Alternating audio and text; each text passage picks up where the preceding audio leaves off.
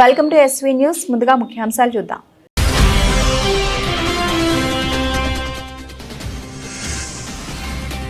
హర్ముజ్లో వాణిజ్య నౌకపై దాడి జరిగిన మరుసటి రోజే ఇరాన్ దాడులు జరిపింది.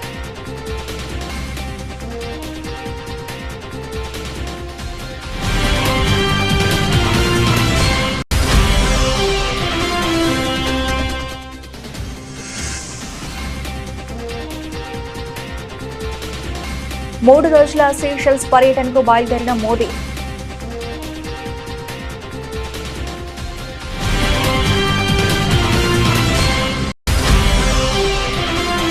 టైర్ 2, టైర్ 3 నగరాల నుంచి అంతర్జాతీయ ప్రయాణాలు చేసే వారికి కేంద్ర ప్రభుత్వం శుభవార్త చెప్పింది. విదేశాలకు వెళ్లే ప్రయాణికుల కోసం నూతనంగా విధానంలో భాగంగా ఈజీ కనెక్ట్ విమాన సేవలను ప్రారంభించింది. కేంద్ర పౌర విమానయాన శాఖ మంత్రి రామ్మోహన్ నాయుడు శుక్రవారం వారణాసిలోని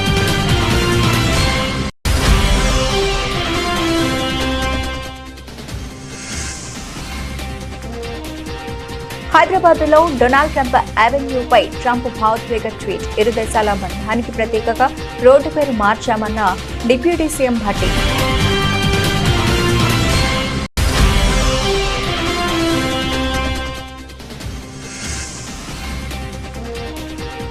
ఇరవై 25 పార్లమెంటు కమిటీలతో కాసేపట్లో పవన్ కళ్యాణ్ కీలక భేటీ. పార్టీ బలోపేతమే లక్ష్యం.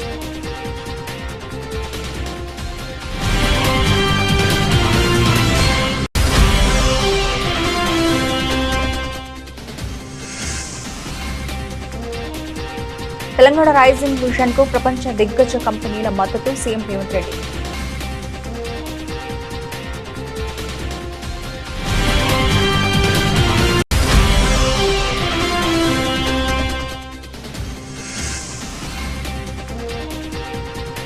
మంత్రి లోకేష్ తో సమావేశం. ఆసక్తికరమైన అంశాలను వెల్లడించిన టీచర్లు.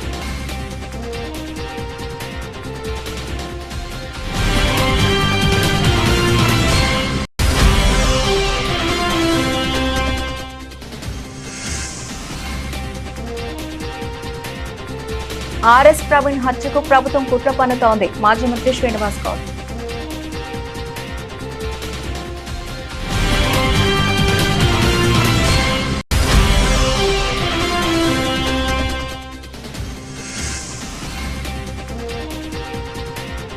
ఆసుపత్రిలో ముద్రగడను పరామర్శించిన బొత్స, తోట త్రిమూర్తులు.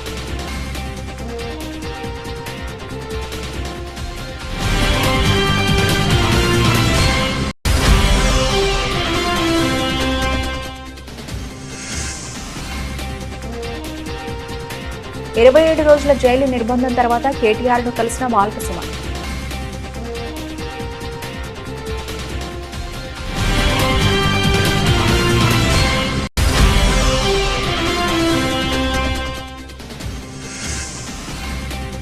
మాజీ ఎమ్మెల్యే కేతిరెడ్డి పెద్దారెడ్డి నిరసనతో తాడిపత్రిలో ఒక్కసారిగా రాజకీయ వాతావరణం వేడెక్కింది.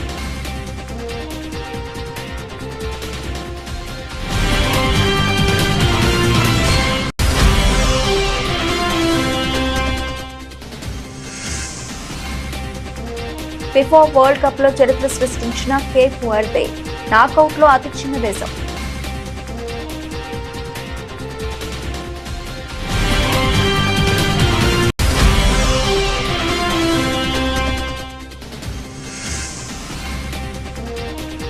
దేశీయంగా స్వల్పంగా పెరిగిన బంగారం ధరలు స్వల్పంగా పెరిగి కిలో 2,45,100 రూపాయలకు చేరిన వెండి. ఒకరోజు ముందు హర్ముజ్ జలసంధిలో ఒకసారికు రవాణా నౌకపై ఇరాన్ జరిపిన డ్రోన్ దాడికి ప్రతిస్పందనగా అమెరికా సైన్యం ఇరాన్పై కొత్తగా దాడులు నిర్వహించింది. ట్రంప్ ప్రభుత్వం జరిపిన తాజా దాడికి ప్రతీకారంగా అమెరికా బలగాలు మోహరించి ఉన్న ప్రాంతంలోని ప్రదేశాలను లక్ష్యంగా చేసుకున్నట్లు Iran Islamic Revolutionary Guard Corps తెలిపింది. పశ్చిమ ఆసియా ప్రాంతంలోని కార్యకలాపాలకు బాధ్యత వహించే యుఎస్ సెంట్రల్ కమాండ్ ఇరాన్ క్షిపణి మరియు డ్రోన్ నిల్వ ప్రదేశాలు, తీర ప్రాంత రాడార్ స్థావరాలను లక్ష్యంగా చేసుకున్నట్లుగా పేర్కొంది. ప్రస్తుతం ఇరాన్తో శాంతి చర్చలకు నాయకత్వం వహిస్తున్న అమెరికా ఉపాధ్యక్షుడు జేడీ వాన్స్ ఎక్స్లో ఒక పోస్టులో ఇలా అన్నారు. ఇరాన్ కాల్పుల విరమణ ఒప్పందంపై సంతకం చేసింది. మేము దాన్ని గౌరవించాము. ఇరాన్ పార్లమెంటు జాతీయ భద్రతా కమిటీ అధిపతి ఇబ్రహీం అజీజ్ ఎక్స్లో మరొక పోస్టులో అమెరికా అధ్యక్షుడు డొనాల్డ్ ట్రంప్ చర్చల సూత్రాలు లేదా కాల్పుల విరమణ పట్ల తనకు ఎలాంటి నిబద్ధత లేదని నిరూపించుకున్నారని పేర్కొంటూ అమెరికా దాడులను కాల్పుల విరమణ ఒప్పందాన్ని నిర్లక్ష్యంగా ఉల్లంఘించడంగా అభివర్ణించారు. Mr. President, you said that Iran violated the ceasefire. Will they face any consequences? You'll find out. Do you consider the ceasefire to still be in place? I don't like the fact that they took a shot yesterday, actually 4, we knocked down 3, at a ship. Not an allied ship, but a ship, a very expensive ship. And it was fine, but it took a little beating. They shouldn't be doing that, so you'll find out. Will the U.S. You'll find out. Will the U.S. respond? What is your message to Will Iran? they respond? You're going to find out. ప్రధానమంత్రి నరేంద్ర మోదీ 3 రోజుల పర్యటనకు గాను Seychelles దేశానికి బయలుదేరారు. Seychelles national day golden jubilee వేడుకలకు Modi guest of honour గా హాజరవుతున్నారు. Seychelles కు బయలుదేరే ముందు ఎక్స్ వేదికగా మోదీ స్పందిస్తూ నా మిత్రుడు సీషెల్స్ అధ్యక్షుడు డాక్టర్ పాట్రిక్ హర్మినీ ఆహ్వానం మేరకు నేను జూన్ 22 నుంచి 29 వరకు సీషెల్స్ లో పర్యటిస్తున్నానని తెలిపారు. సీషెల్స్ అనేది కేవలం ఒక ద్వీప దేశం మాత్రమే కాదు, భారత రక్షణ రంగానికి అదొక కీలక సముద్ర దేశం. హిందూ మహాసముద్రంలో భద్రత, శాంతిని పెంపొందించడానికి భారత్ తెచ్చిన విజన్ మహాసాగర్ వ్యూహంలో సీషెల్స్ ఒక ప్రధాన భాగస్వామి అని స్పష్టం చేశారు. ఈ పర్యటనలో భాగంగా అధ్యక్షుడు హెర్మినీతో మోదీ ద్వైపాక్షిక చర్చలు జరపనున్నారు.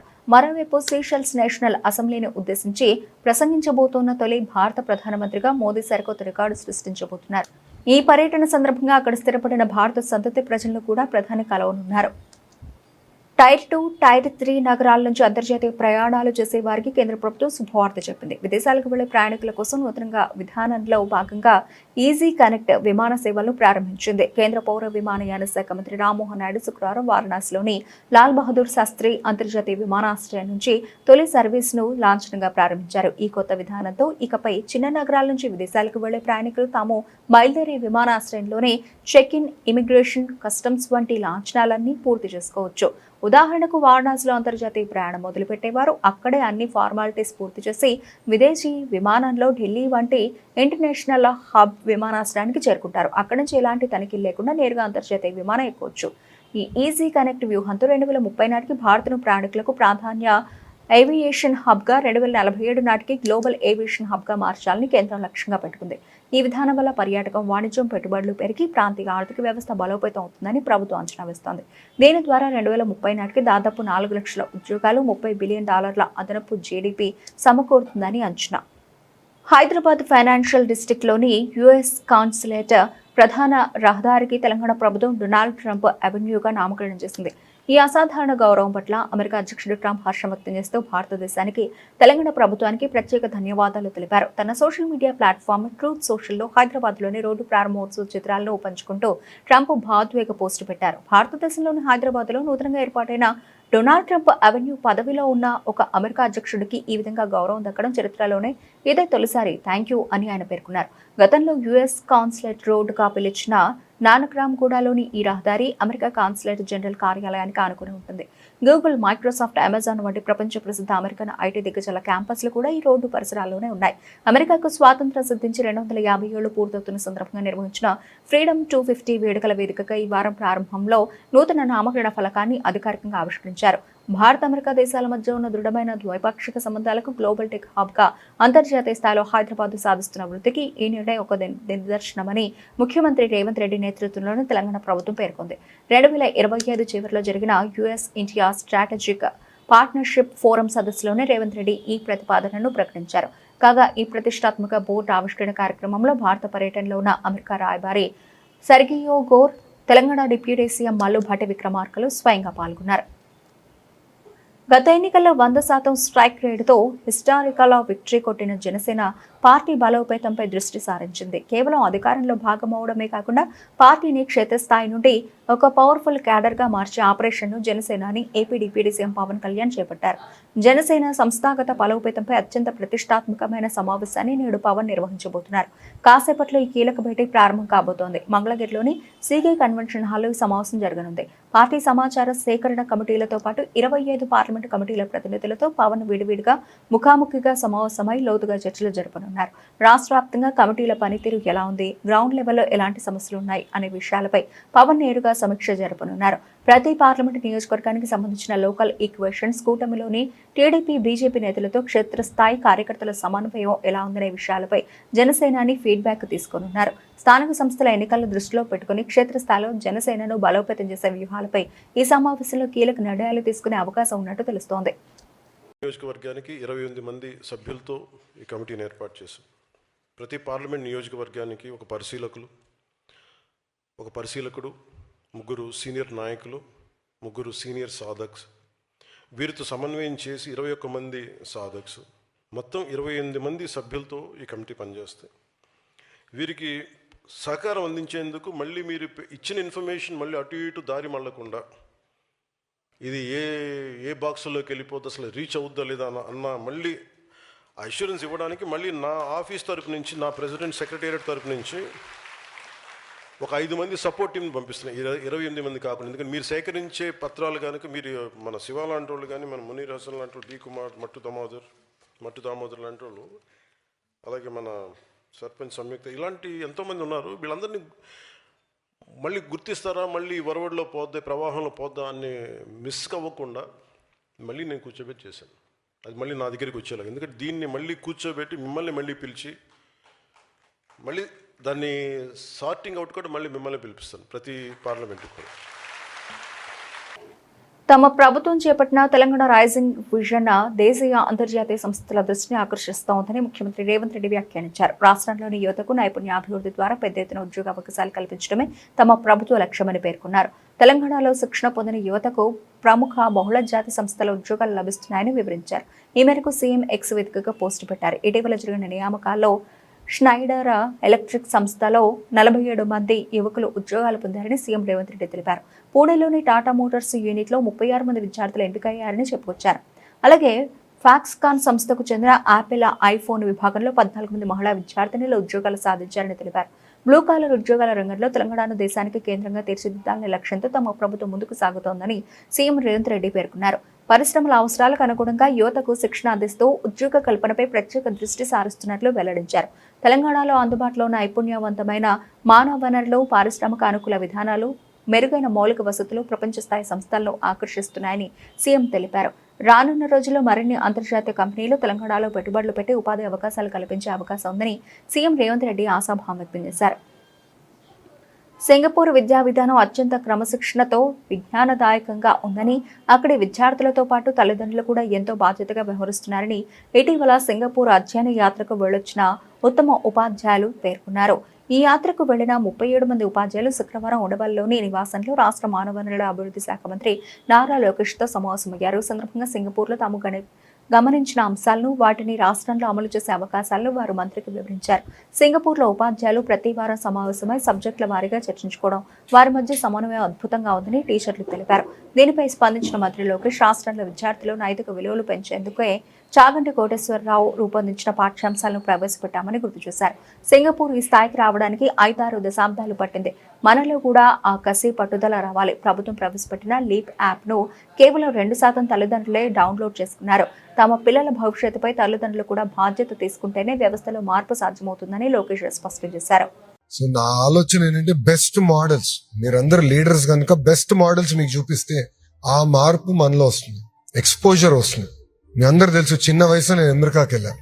ఆ ఇంజనీరింగ్ అమెరికాలో చేసా, 2 సంవత్సరాలు అక్కడ పనిచేశా. మళ్ళీ 2 సంవత్సరాలు స్టాన్ఫర్డ్ ఎంబీఏలో ఎంబీఏ పొందినవాడు. చాలా మంది అడిగారు, అమెరికాలో నేను నేర్చుకుంది ఏంటి, ఇండియాలో అది నేర్చుకుంది ఏంటి. ఒకటంటే ఎక్స్పోజర్. స్టాన్ఫర్డ్ ఎంబీఏలో చూస్తే సుమారుగా 100 దేశాల నుంచి వస్తారు చదువుకునేదానికి. ఐడియాస్, నాలెడ్జ్, కల్చర్ చాలా నేర్చుకుని వచ్చారు. అదే విధంగా మీరందరూ కూడా ఇతర దేశాలకు వెళ్ళి అక్కడ ఏం జరుగుతుందో తెలుసుకుంటే ఆటోమేటిక్ గా ఒక లీడర్స్ గా, చేంజ్ మేకర్స్ గా మీరు తయారవచ్చు. ఈ రోజు నుంచి మీకు ఎక్కువ పని ఉందబ్బా. లీడర్స్ అనేవారు లీడ్ చేయండి. మీ స్కూల్లో లీడ్ చేయండి, మీ క్లస్టర్ లో లీడ్ చేయండి, మీ మండల్లో లీడ్ చేయండి. ఇప్పుడు మేడం గారు ఫాస్ట్ లర్నర్ కనుక ఐఏఎస్ అధికారి అయ్యారు, నేను స్లో లర్నర్ కనుక రాజకీయ నాయకుడిని అయ్యారు. కానీ నాకు హ్యాండ్ హోల్డింగ్ వచ్చింది. మీరు చూస్తే నాకు నారాయణ గారు ఎన్నోసార్లు చెప్పారు, నారాయణ గారే నాకు టీచర్, క్యాల్కులస్ గురువు గారు నాకు నేర్పించారు, ప్రాబిలిటీ ఆయన నాకు స్వయంగా నేర్పించారు 11th, 12th లో. దాని తర్వాత ప్రొఫెసర్ రాజిరెడ్డి గారు ఉన్నారు, కార్నింగ్ మెల్లన్ యూనివర్సిటీ, ఆయన నాకు మెంటర్ గా ఉండేవారు. వాళ్ళ గైడెన్స్ తో నేను పెరిగినవాడిని. సో చాలా కీలకమైన పాత్ర మీ అందరికి ఉంది. ఇప్పుడు కొంతమంది ఉపాధ్యాయులు స్లోగా చెప్పేవాళ్ళు ఉంటారు, కొంతమందికి కాన్సెప్ట్స్ ఇంకా బలంగా చెప్పాల్సిన అవసరం. మెంటర్ చేయండి. ఈ రోజు టీచర్ సో ట్రెండ్స్ ఉంటాయి, ఒక టీచర్ చెప్పలేకపోతున్నారు, నేను అప్పుడు చెప్పే మెంటరింగ్ ప్రోగ్రామ్ పెట్టండి, మీరందరూ మెంటర్ చేయండి. భారతదేశంలో ఉన్న ఒక అలవాటు ఉంది, అదేంటంటే ఎంతసేపు హార్డ్వేర్ చూస్తాం, క్లాస్ రూమ్స్, టాయిలెట్స్, అది అవసరం కాదు నేను అనట్లా, కానీ సాఫ్ట్వేర్ మర్చిపోతున్నాం కంప్లీట్ గా. సాఫ్ట్వేర్ ఎవరు? మీరు. ఈరోజు స్మార్ట్ ఫోన్ ఉంది, ఆండ్రాయిడ్ ఫోన్ ఉంది, ఆండ్రాయిడ్ సాఫ్ట్వేర్ లేకపోతే ఇంకేదో వాడగలుగుతామా? iOS లేకపోతే మీరు వాడగలుగుతారా యాప్ ఫోన్ ని? లేదు కదా, అది కంప్లీట్లీ మిస్ అయ్యాం. సో సాఫ్ట్వేర్ పైన శ్రద్ధ పెట్టాలి, ప్రభుత్వం ఇన్వెస్ట్ చేయాలి, మీకు ఎక్స్పోజర్ తో పాటు మీరు లీడర్స్ గా తయారయ్యి ఈ లీప్ మోడల్ ఏదైతే మనం మాట్లాడుతున్నాం పదే పదే, అది సాధించేదానికి మీరందరూ కృషి చేయాలి. మీరందరూ చూసారు హెచ్ఎంఎల్కి, వాళ్ళ హెచ్ఎం అంటే అడ్మినిస్ట్రేషన్, సో టీచర్లు పొజిషన్ చేస్తాము, మిగతా వర్కులు చేయాలి, కానీ మిగతా టీచర్లకు వచ్చి గల బోధన పైన ఎక్కువ శ్రద్ధ పెట్టాలనేది మా లక్ష్యం. మిగతా పనులన్నీ తగ్గించాలని. ఇది ఒక రోజు అవుదండి, దయచేసి ఒక చిట్కేస్తే అయిపోతుంది అనుకుంటే చాలా పొరపాటు. సిస్టమేటిక్ గా చేయాలి. బీఆర్ఎస్ నేత మాజీ ఐపీఎస్ అధికారి ఆర్ఎస్ ప్రవీణ్ కుమార్ ను హతమార్చడానికి కాంగ్రెస్ ప్రభుత్వం కుట్ర పన్నుతోందంటూ మాజీ మంత్రి శ్రీనివాస్ గౌడ్ సంచలన ఆరోపణలు చేశారు. ప్రవీణ్ కుమార్ కు ఉన్న భద్రతను కాంగ్రెస్ ప్రభుత్వం కావాలని తగ్గించిందని ఆందోళన వ్యక్తం చేశారు. ఆయనకు భద్రతను పూర్తిగా తొలగించాలని లేదా కుదించాలని ఇంటెలిజెన్స్ ఏమైనా నివేదిక ఇచ్చిందా? ఒకవేళ ఇస్తే ఆ నివేదికను ప్రభుత్వం ఎందుకు దాస్తోంది? తక్షణమే పబ్లిక్ డొమైన్ లో పెట్టాలి అని డిమాండ్ చేశారు. ప్రవీణ్ కుమార్ కు ఏదైనా జరిగితే కాంగ్రెస్ ప్రభుత్వమే బాధ్యత వహించాల్సి ఉంటుందని హెచ్చరించారు. ఇలా ఆర్ఎస్ ప్రవీణ్ కుమార్ గారి మీద, ఆయన ఒక నిజాయితీ గల పోలీస్ అధికారి, తర్వాత ఒక ఐపీఎస్ ఆఫీసర్కు గురుకుల బాధ్యత అప్పచెప్పరు, కానీ నీకు ఒక ఐపీఎస్ ఆఫీసర్గా కాదు, ఒక మంచి వ్యక్తిత్వం ఉంది, పేద వర్గాల చదువు పట్ల నీకు ఒక మంచి అవగాహన ఉంది అని చెప్పి అన్నాడు. కాంగ్రెస్ ప్రభుత్వంలోనే మరి గురుకులాల నిర్వహణకు కూడా బాధ్యత అప్పచెప్పిండు. కాంగ్రెస్ ప్రభుత్వంలోనే హైయెస్ట్ సర్వీస్ చేసిండు పోలీస్ అధికారిగా.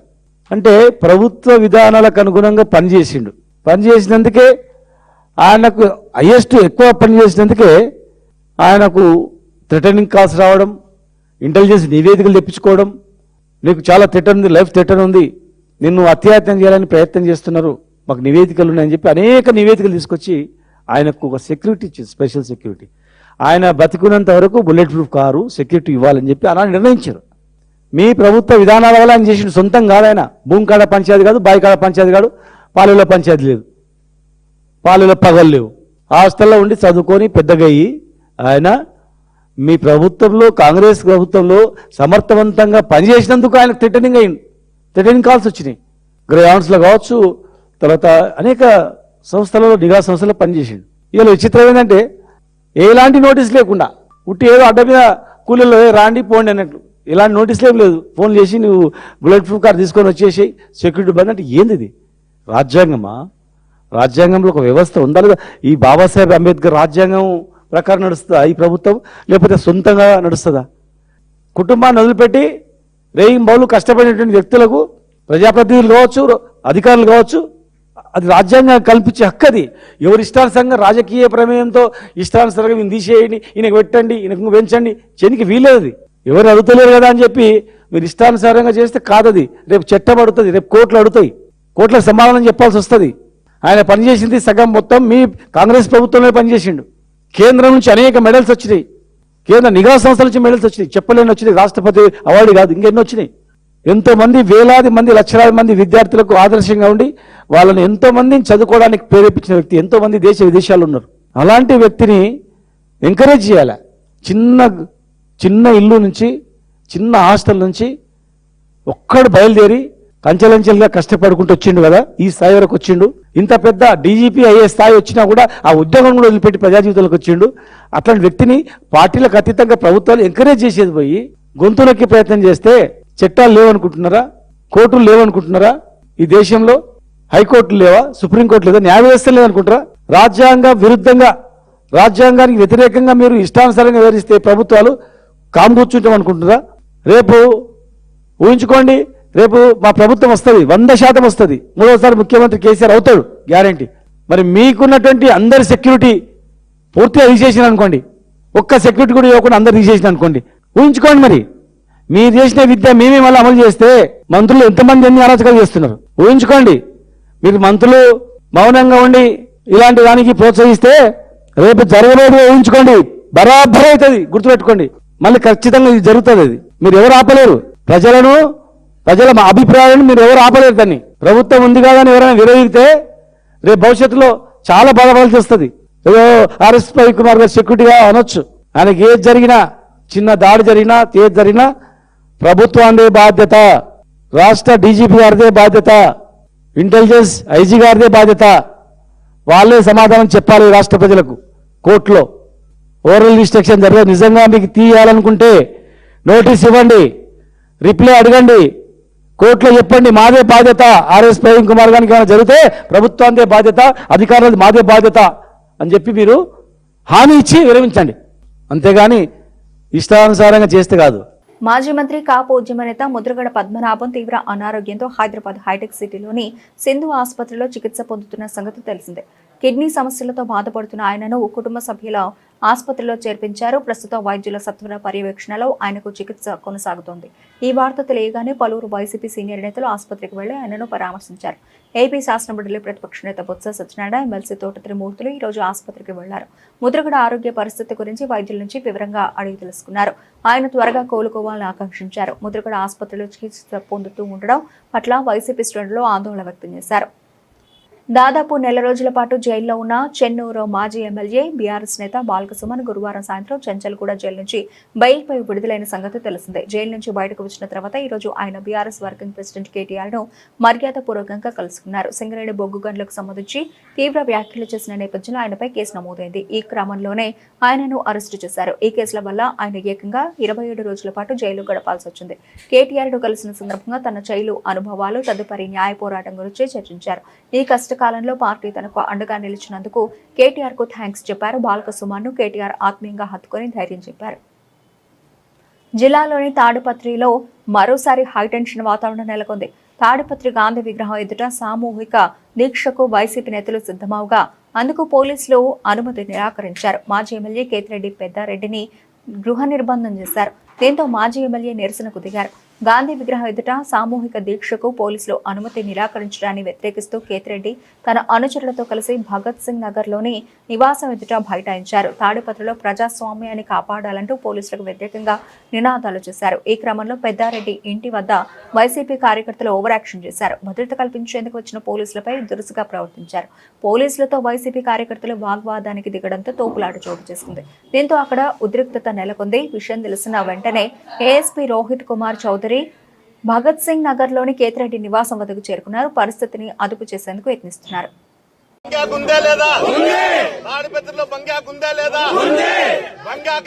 పోలీసులు తెలుగుదేశం గుండాలు కలిసి చేస్తున్నారా లేదా? తాడిపత్రిలో బంగాకు వ్యాపారం పోలీసులు తెలుగుదేశం గుండాలు చేస్తారా లేదా? దీనిపైన చట్టరీత్యా చర్యలు తీసుకోకుండా జిల్లా అధికారులు కూడా ప్రేక్షక పాత్ర చూస్తున్నారా లేదా?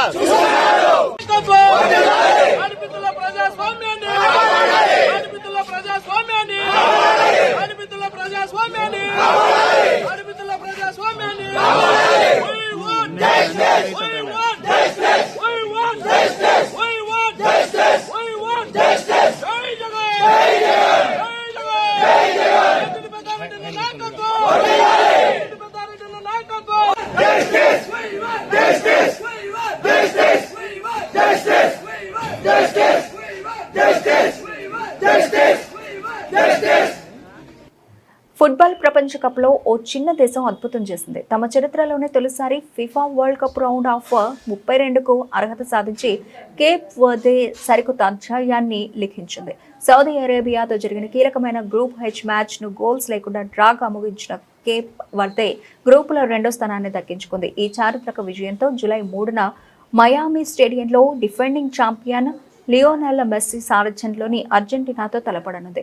ఫిఫా ప్రపంచ కప్ నాకౌట్ దశకు చేరిన అతి చిన్న దేశంగా కేప్ వర్దే రికార్డు సృష్టించింది. గ్రూప్ దశలో కేప్ వర్దే ప్రదర్శన అద్భుతం. ఆడిన 3 మ్యాచ్లను డ్రా చేసుకుని 3 పాయింట్లతో గ్రూపులో 2వ స్థానంలో నిలిచింది. దీంతో మాజీ ఛాంపియన్ ఉరుగ్వే, సౌదీ అరేబియా జట్లను వెనక్కి నెట్టి నాకౌట్కు అర్హత సాధించింది. సౌదీతో జరిగిన మ్యాచ్లో కేప్ వర్దే జట్టు ఆధిపత్యం ప్రదర్శించింది. విల్లీ సెమెడో, కెవిన్ పినా వంటి ఆటగాళ్లు గోల్స్ చేయడానికి చేసిన ప్రయత్నాలు త్రుటిలో విఫలమయ్యాయి. సౌదీ గోల్ కీపర్ మహమ్మద్ అల్ ఓవైస్ అద్భుతమైన సేవ్లతో జట్టును ఆదుకున్నాడు. మ్యాచ్ ముగియడానికి 15 నిమిషాల ముందు లారోస్ డువార్టే కొట్టిన షాట్ ను ఓవైస్ అడ్డుకోవడంతో కేప్ వర్దే ఆధిక్యం కోల్పోయింది. అయినప్పటికీ మ్యాచ్ ను డ్రాగా ముగించి నాకౌట్ బెర్త్ను ఖరారు చేసుకుంది. ఇతర గ్రూపుల విషయానికి వస్తే గ్రూప్ జీలో ఈజిప్ట్ ను ఓడించి బెల్జియం అగ్రస్థానంలో నిలిచింది. గ్రూప్ ఏలో దక్షిణాఫ్రికా 2వ స్థానం దక్కించుకుని కెనడాతో తలపడనుంది. 3వ స్థానం పొందిన జట్లలో దక్షిణ కొరియా కూడా నాకౌట్ కు అర్హత సాధించింది. గత కొద్ది రోజులుగా తగ్గుముఖపట్టిన బంగారం ధరలు శనివారం ఉదయం మళ్లీ పుంజుకున్నాయి. దేశీయ మార్కెట్లలో కొనుగోళ్ల ఆసక్తి పెరగడంతో పసిడి వెండి ధరలో స్వల్ప పెరుగుదల నమోదైంది. తెలుగు రాష్ట్రాల్లోని ప్రధాన నగరాల్లోనూ ఇదే ఒరవడి కనిపిస్తోంది. శనివారం ఉదయం 6 గంటల సమయానికి హైదరాబాద్, విజయవాడ మార్కెట్లలో 10 గ్రాముల 24 క్యారెట్ల బంగారం ధర 1,42,760 రూపాయలుగా నమోదైంది. అదేవిధంగా 22 క్యారెట్ల బంగారం ధర 10 గ్రాములకు 1,30,860 రూపాయల వద్ద కొనసాగుతోంది. విశాఖపట్నం, గుంటూరు, నెల్లూరు, తిరుపతి, వరంగల్, ఖమ్మం వంటి నగరాల్లోనూ దాదాపు ఇవే ధరలు అమలవుతున్నాయి. మరోవైపు వెండి ధర కూడా కిలోపై 100 రూపాయలు పెరిగి 2,45,100 రూపాయలకు చేరింది. దేశంలోని ఇతర ప్రధాన నగరాలతో పోలిస్తే చెన్నైలో పసిడి ధరలు అత్యధికంగా ఉన్నాయి. అక్కడ 10 గ్రాముల 24 క్యారెట్ల బంగారం ధర 1,45,100 రూపాయలుగా ఉండగా ఢిల్లీలో 1,42,960 రూపాయలుగా నమోదైంది. ముంబై, బెంగళూరు నగరాల్లో హైదరాబాద్ తరహాలోనే ధరలు కొనసాగుతున్నాయి. అంతర్జాతీయ మార్కెట్ కదలికలు, రూపాయి విలువలో హెచ్చుతగ్గులు, స్థానిక డిమాండ్ వంటి అంశాల ఆధారంగా బంగారం ధరలో రోజంతా మార్పులు ఉండవచ్చని మార్కెట్ నిపుణులు విశ్లేషిస్తున్నారు. అయితే తయారీ ఛార్జీలు, పన్నులు అదనంగా ఉంటాయి కాబట్టి కొనుగోలుదారులు స్థానిక నగల దుకాణాల్లో ప్రస్తుత ధరలను నిర్ధారించుకున్న తర్వాతే లావాదేవీలు జరపడం ఉత్తమం. బులెటిన్ ముగించే ముందు హెడ్లైన్స్ మరోసారి.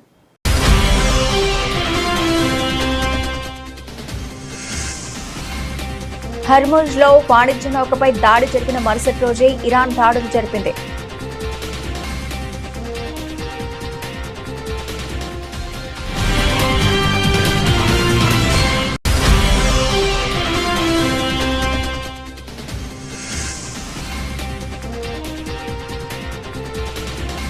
మూడు రోజుల సీషెల్స్ పర్యటనకు బయలుదేరిన మోదీ.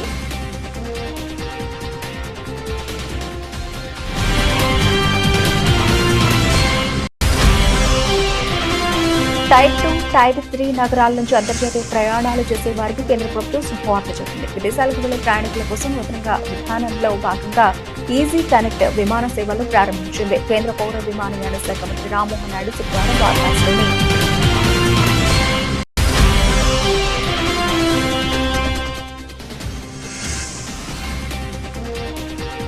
హైదరాబాద్ లో డొనాల్డ్ ట్రంప్ అవెన్యూపై ట్రంప్ భావోద్వేగ ట్వీట్. ఇరు దేశాల బంధానికి ప్రతీకగా రోడ్డు పేరు మార్చామన్న డిప్యూటీ సీఎం భట్టి.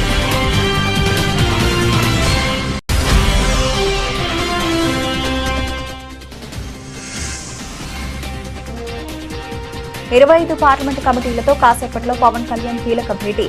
పార్టీ బలోపేతమే లక్ష్యం.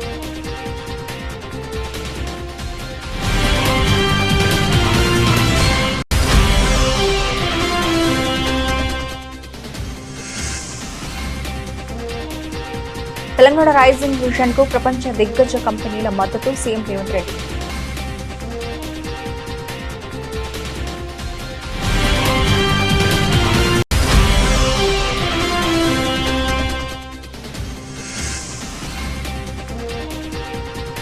మంత్రి లోకేష్ తో సమావేశం. ఆసక్తికరమైన అంశాలను వెల్లడించిన టీచర్లు.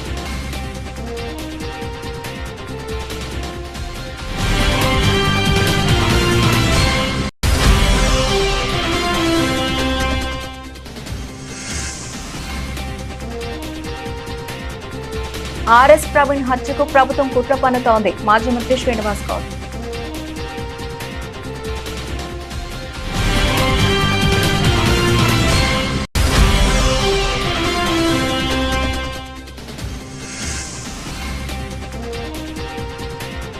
ఆసుపత్రిలో ముద్రగడను పరామర్శించిన బొత్స, తోట త్రిమూర్తులు.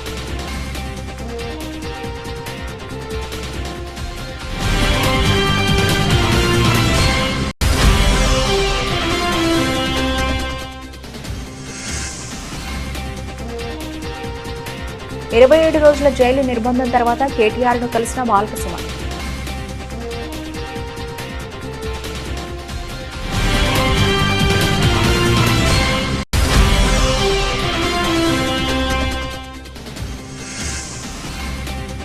మాజీ ఎమ్మెల్యే కేతిరెడ్డి పెద్దారెడ్డి నిరసనతో తాడిపత్రిలో ఒక్కసారిగా రాజకీయ వాతావరణం వేడెక్కింది.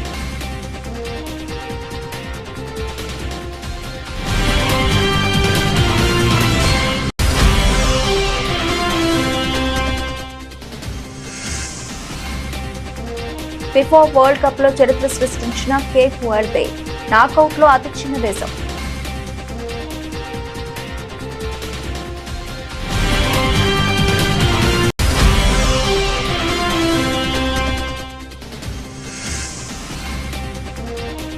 దేశీయంగా స్వల్పంగా పెరిగిన బంగారం ధరలు స్వల్పంగా పెరిగి కిలో 2,45,100 రూపాయలకు చేరిన వెండి. ఇవి ఇప్పటివరకు నబిల్చిన అప్డేట్స్. మరిన్ని అప్డేట్స్ తో మళ్ళీ కలుద్దాం.